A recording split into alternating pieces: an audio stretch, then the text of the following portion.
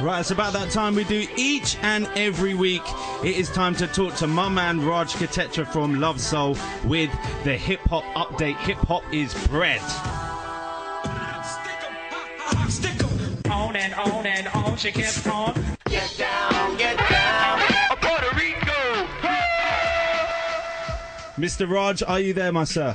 What's up, Tech? How you doing, man? Everything real good, man, real good. How have you been, brother?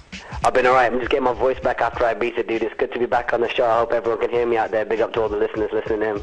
Definitely, man. Now tell me, it's been an exciting week in hip-hop. What's been going on, man? It's been a major week in hip-hop. Roller coaster of up and down. Starting off with the King of New York and the King of hip-hop, Jay-Z, rolling out one of the biggest concert series in hip-hop history in his hometown and in the birthplace of hip-hop music itself, New York City. Now, if you don't know and if you've not been following the blogs, Jay-Z is opened the Barclays Center with 8 sold-out shows. Now, the Barclays Center is the home of the Brooklyn Nets, which is a sports team that Jay is part owner of. So it's super exciting, and this is kind of part of the launch program for it. And obviously, Barclays is a huge brand. Now, as well as the ticket sales, there's a lot of money spent on these shows. VIP lounges were sold to American Express, as well as Douce Cognac, who later on actually went on to host the after party at Jay-Z's 4040 Club in Manhattan. Now, these shows kind of so far have gone great. They're getting a lot of love online and a lot of great feedback on Twitter from people that attended them. There was a little bit of controversy on the money side, though, as what started off as good intentions with Jay-Z putting out tickets at less than $30 as a way to give back to the people of Brooklyn ended up with a whole secondary market of ticket sales. Now, this is something that Jay-Z can't really control, but this is something that's come about as a result of the internet and selling tickets online. It kind of takes scalping tickets outside the venue to a whole other level. Ultimately, what this led to is the tickets that started off at just less than $30 ended up being sold for $223, and floor seats being sold for as much as $667 on the secondary market. Wow. So that kind of got a bit of a backlash for Jay. Crazy, oh my God. Yeah, and I've actually been to see Jay at Madison Square Garden, and I think that ticket cost me about $210 retail. So you can see how much of a significant discount he put out, but there's nothing he can do to really control that. That said, Jay continues to make major history and kind of vacuum in these big brands and these big deals for live hip-hop shows. Yeah. But I want to end on this with the Jay-Z story. Jay-Z's done a lot of big things, okay? So he brought out Michael Jackson at Summer Jam for Hot 97 many years ago. He also tweeted out pictures from the White House as he was waiting for Barack Obama. But I want to say one thing that's really close to my heart. Jay-Z bringing out Big Daddy Kane at the opening night of the Barclays Center, for me, was the biggest hip-hop move I have ever seen in my life. Now, for those big Jay fans, they know he's got a lyric in the record, Throw Your Hands Up, where he goes, I saw the same ish happen to Kane. So he delivered that line on stage and then stepped back, and out came Big Daddy Kane, and he performed classic hits like Warm It Up Kane and Set It Off, and even did all the dance moves with Scoob and stuff like that. And for those of you who don't know, Big Daddy Kane is the source of Jay-Z. So Jay-Z went on tour with Big Daddy Kane very, very early. For all of us who kind of worship Jay right now, that's the kind of love that Big Daddy Kane used to get in the 80s. So he kind of was one of the guys that opened up a significant door for Jay-Z. So if you think about it in terms of like street hustle, the pure and uncut is Big Daddy Kane. I actually saw him a few months ago in London, and I swear to God, one of the best live performers you've ever seen in your life. And rappers often get criticized for not showing love back upstream to the people that inspired them. But for Jay to do this was a major look for hip-hop, especially on a platform that Jay-Z himself regards so highly. That's crazy. It reminds me of that lyric where he says, we're just getting them back for what they did to the Cold Crush. Yeah, exactly. Jay-Z was talking about getting money there, and now he's sending some of that money back up towards Kane. That's it, man. That is really cool. That's putting it back to where the forefathers, you know what I mean? That's showing respect. That's big. Exactly. And also, speaking of money, as we do on this show, nothing can make hip-hop money disappear faster than baby mama drama. And this week, the victim on Monday was Bow Wow. Now, Bow Wow was in court claiming poverty to allegedly reduce the amount of child support he has to pay for his 1-year-old daughter. Now, here's the funny thing. Bow Wow claims to earn only $4,000 a month as an employee of Cash Money Records, and claims to only have $1,500 US in the bank bank liquid at any one time. Now, you don't have to dig too hard to find out exactly where Bow Wow has been getting his money from in quite a long career.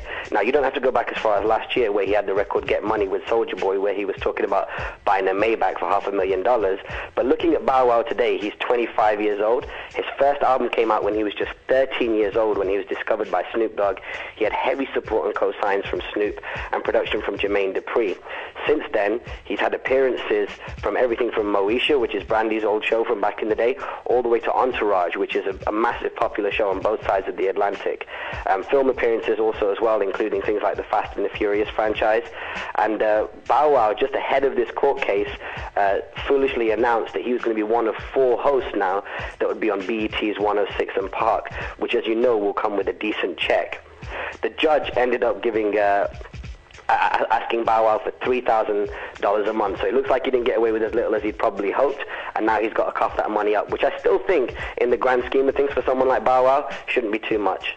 Shouldn't be too much, but you know, it's funny, right? These rappers always talk about having loads of money and this and this and that, but you never really know. It's all image, right? You never really know how their finances are really doing for real, like behind the scenes. As Dave Chappelle said, this is a case of when keeping it real goes wrong.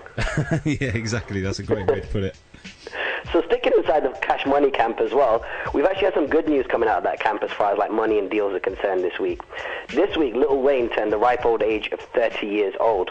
And this week was also great because he passed Elvis as the artist to chart the most on the US Hot 100, with 109 entries in the top 100 chart, just passing Elvis by 1, which is a massive look for Lil Wayne and a massive look for hip-hop. Indeed. Now, does that make him the #1 artist of all time, or is he still lagging behind other artists?